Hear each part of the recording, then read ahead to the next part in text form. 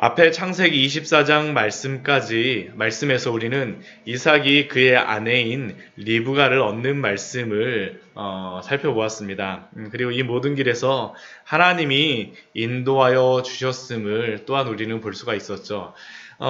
근데 이 창세기 24장의 말씀을 어제도 잠깐 말씀을 드렸었지만,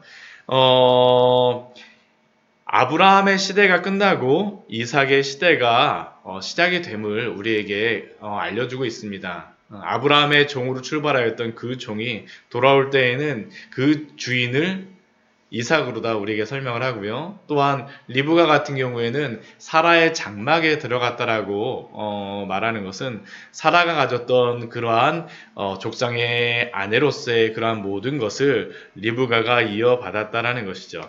근데 창세기의 말씀을 보게 되면 이렇게 어떠한 세대가 끝나고 그 다음 세대로다 끝나는 그러한 말씀, 아니면 어떠한 새로운 세대가 시작될 때를 무엇으로 설명을 하냐 하면 어떤 족보가 새로 시작되는 것으로서 이야기를 합니다. 오늘 말씀에서도 우리 12절 말씀에 보면 이스마엘의 족보는 이러하였고 라고 하는 그러한 말씀으로 우리에게 알려주죠. 특별히 이게 어떠한 족보가 시작될 때 또 그 앞부분에는 믿음의 족보가 시작되게 되면 그 앞부분은 같은 시대에 살았었던 그 믿음의 족보에 포함되지 않은 그러한 사람들을 마무리하게 되는데, 바로 오늘 25장 1절서부터 18절의 말씀이 이삭의 그러한 본격적인 그러한 말씀들, 또한 이삭의 그러한 일생이 시작되기 전에 이삭과 함께 살았던 그러한 사람들, 아브라함의 또 다른 자손들의 행적이 어떠한가라는 것을 우리에게 말씀함으로 이삭의 시대를 시작하고 있는 겁니다. 오늘 1절서부터 그 11절까지의 말씀에서는 아브라함이 또 다른 후처를 아내를 맞이하였다라고 알려주고 있습니다. 그녀의 이름은 그두라입니다. 그두라. 이 그두라라고 하는 이 후처, 이 후처를 그러니까 언제 그 아브라함이 맞았는지는 정확하지는 않습니다. 어디 출신인지도 우리에게 알려주지는 않죠. 그러나 아브라함이 그두라를 후처로 맞이하였고 또한 그녀를 통하여서 여러 많은 자손을 얻었다라는 것을 우리에게 알려줍니다. 이 그두라를 통하여서 특별히 뒤에 보게 되면 6명의 아들들이 태어나게 됩니다. 욕산, 무단, 미디한, 이스박, 수아, 뭐 이렇게 나오고 있는데요.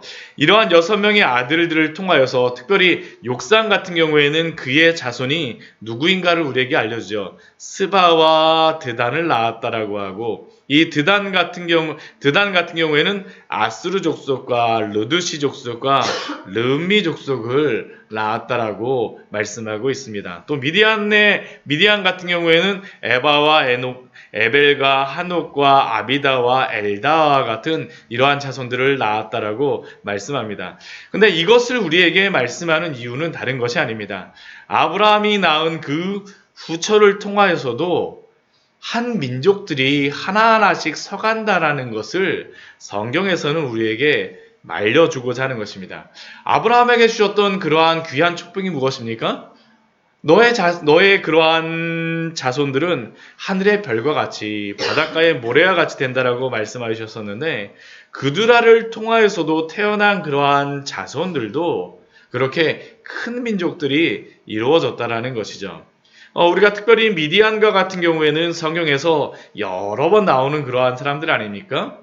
미디안과 같은 그러한 족속들, 또한 스바와 드단 같은 이러한 사람들도 성경에 보게 되면 많이 나오진 않지만 이렇게 한 번씩 한 민족을 한 족속을 이루었음을 알려주고 있습니다. 또 아수르 같은 경우에는 여기에 나오는데, 이 아수르가 메소포타미아에 있었던 그 아수르인지 아닌지는 분명하지는 않습니다. 왜냐하면 창세기 말씀 10장 말씀을 보게 되면 아수르가 한 번 더 나오는데, 이 아수르가 정말 그 아수르인지는 정확하지는 않습니다. 그러나 이 아브라함의 그러한 자손들이 한 민족과 한 족속을 자손을 만들었다는 것은 분명하죠. 그러나 아브라함은 이렇게 태어난 아들들이 이삭과 함께 머물도록 하지는 않습니다. 뒤에 보게 되면 5절과 6절 말씀을 보면 그 서자들에게는 재산을 주어서 자기 아브라함의 생전에 이삭을 떠나 동방 땅으로 가게 하였다라고 기록하고 있습니다. 왜 서자들로 하여금 이삭을 떠나서 동방 땅에 가게 하겠습니까? 하나님의 그러한 약속의 아들인 이삭이 하나님의 그러한 기업을 물려받게 하기 위하여서죠. 아브라함은 마지막까지 하나님의 그 언약과 약속이 이삭을 통하여서 잘 이루어지기를 소원하며 그렇기에 이러한 일들을 행했던 것입니다.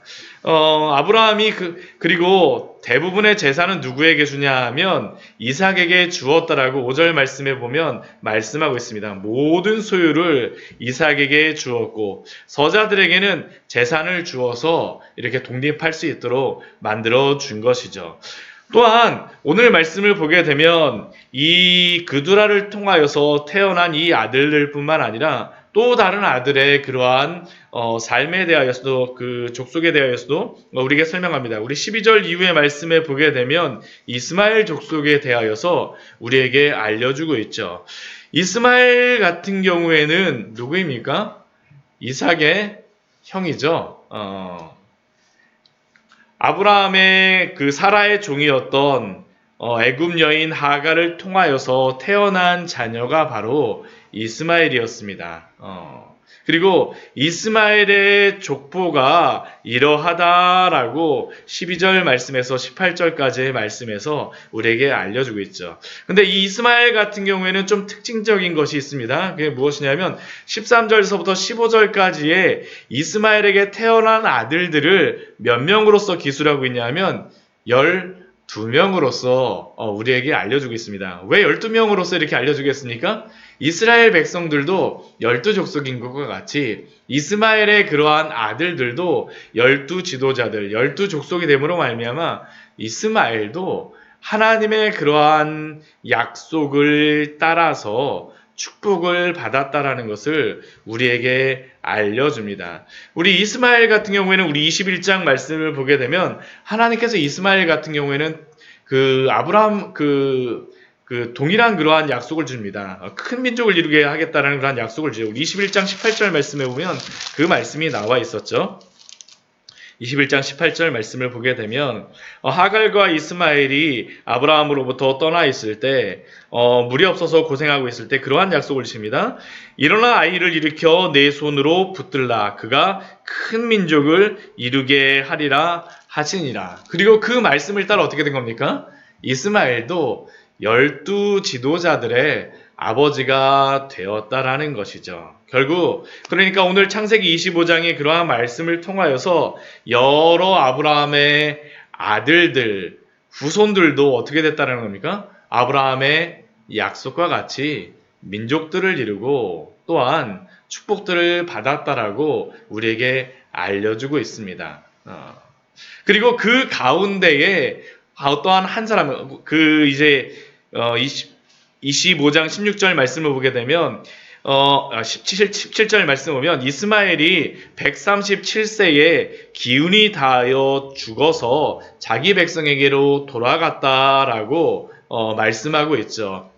137세 참 오래 살았습니다. 그렇죠? 오늘날 같으면 120세가 뭐 인류의 그 사람의 그러한 한계 수명이라고 이야기하는데 이스마엘 같은 경우에는 137세에 죽어서 자기 백성에게로 돌아갔습니다. 근데 이스마엘뿐만 아니라 오늘 말씀을 보면 믿음의 조상이라고 하는 아브라함의 죽음도 우리에게 알려주고 있죠. 이 여러 그 아브라함의 자손들 가운데에 아브라함의 죽음을 7절서부터 우리 그 11절까지의 말씀에서 우리에게 알려주고 있습니다. 아브라함이 몇 년을 살았다라고 우리 이야기하고 있습니까? 175세를 살았다라고 기록하고 있습니다. 175세면 상당히 오래 산 그러한 인생입니다. 오늘날로 같으면 기네스북에 오를 만큼 굉장히 오래 산 그러한 인생이죠. 그래서 아브라함의 그러한 인생을 무엇이라고 우리 8절 말씀에 기록하고 있냐면 그의 나이가 높고 늙어서 기운이 다하여 죽어 자기 열조에게로 돌아갔다라고 기록합니다. 오랜 시간 장수했다라는 것이죠.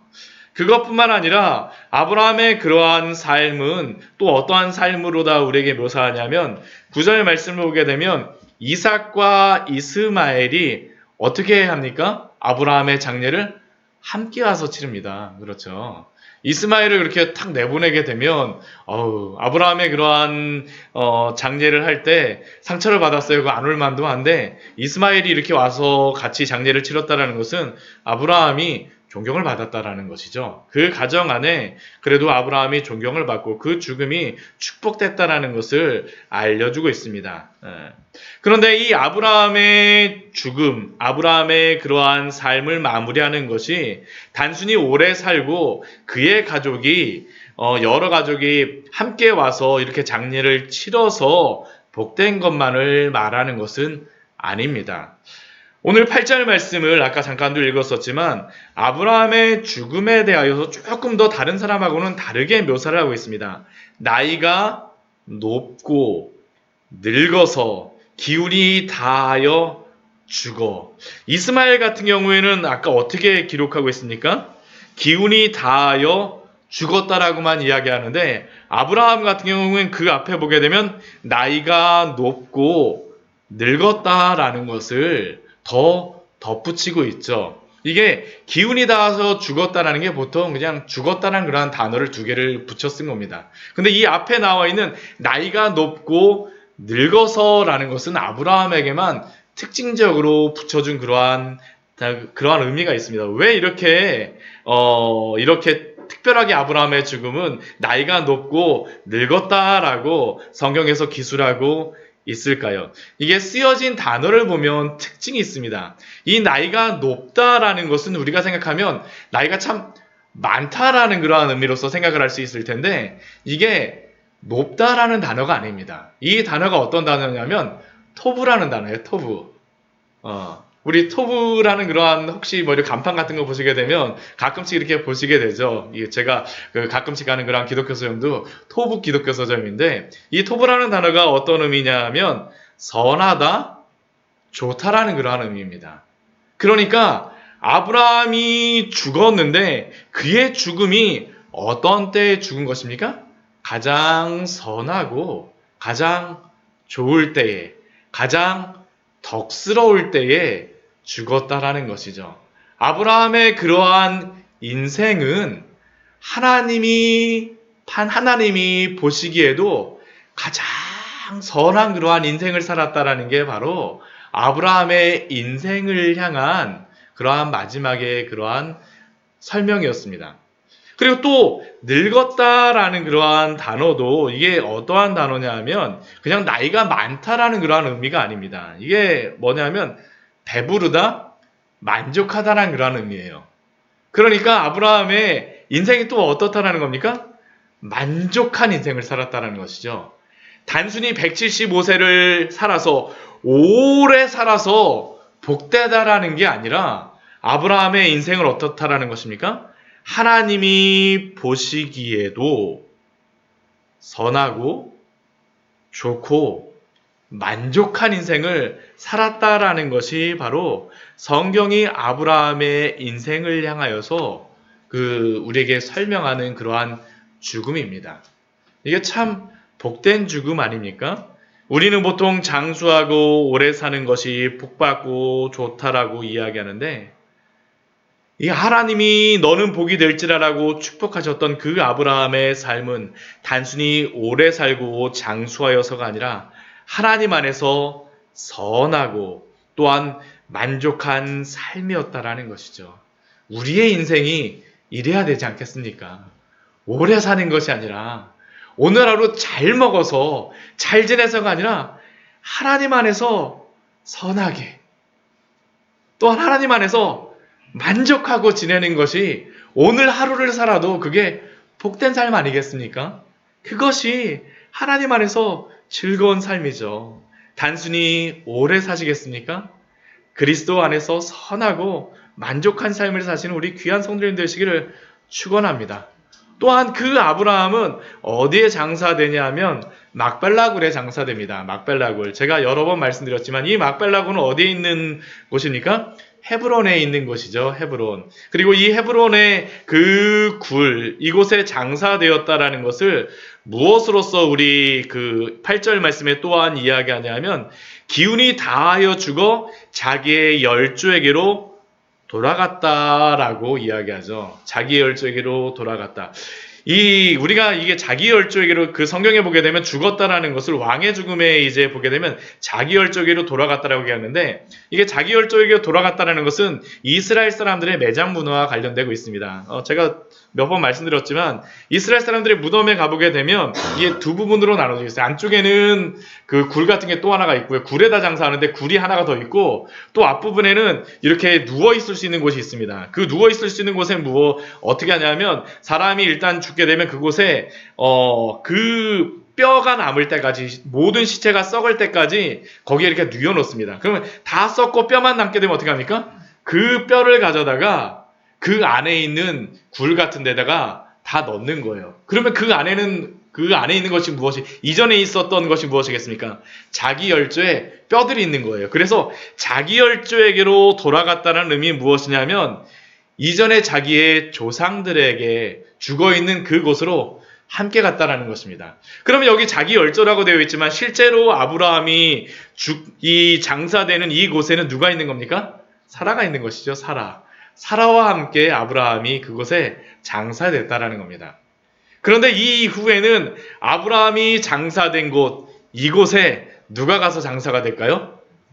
이삭과 또한 야곱, 또한 이삭의 아내였던 리브가와 또한 그 야곱의 아내였던 레아가 장사가 됩니다. 아브라함이 묻힌 그 헤브론, 이 막벨라 굴은 아브라함의 그러한 무덤일 뿐만 아니라 이스라엘 온 백성들의 고향이 되는 것이죠. 이스라엘 백성들의 고향이 되는 겁니다. 이스라엘 온 백성들이 바라고 소원하는 그 장소. 출애굽한 이후에도 이스라엘 백성들이 왜 이 땅으로 돌아가겠습니까? 하나님이 주셨다라는 겁니다. 하나님이 주신 그 땅이 어디에 분명히 자기 땅이라는 것을 알겠습니까? 아브라함이 잠들어 있는 곳이에요. 아브라함이 여기를 샀습니다. 이스라엘 백성들은 이제 모든 백성들은 다 헤브론이 있는 그곳으로 돌아가고자 하는 것입니다. 그리고 또 그것뿐만 아니죠. 지금 이스라엘 백성들이 몇천 년 후에 다시 이 이스라엘 땅을 그렇게 다시 얻고자 하는 이유가 무엇입니까? 자기 조상들의 무덤들이 그곳에 있다라는 겁니다. 자기들의 땅이었다라는 것이에요. 아브라함이 잠들어 있는 이 곳은 온 이스라엘 백성들이 돌아가고자 하는 그 땅이 된 것이죠. 결국 아브라함의 이 죽음은 어떠한 죽음입니까? 나이가 높고 늙어서 단순히 그냥 오래 산 그러한 죽음이 아니라 하나님 안에서 선하고 복되고 만족하게 살다가 모든 자신의 그 후손들에게도 기준표가 되는 그러한 죽음이었다라는 것을 우리에게 알려주고 있습니다. 우리의 인생도 그래야 되지 않겠습니까? 우리의 자녀들에게 다른 것을 우리에게 물려주는 것처럼 우리 아버지 오래 사셨어요. 뭐 하셨어요가 아니라 우리 아버님, 우리 부모님을 생각하게 되면 정말로 믿음 안에서 사셨다라는 그러한 아름다운 그러한 기억들을 전해줄 수 있는 또한 우리의 삶이 되기를 소원합니다. 정말 이게 참대로 축복된 삶이겠죠.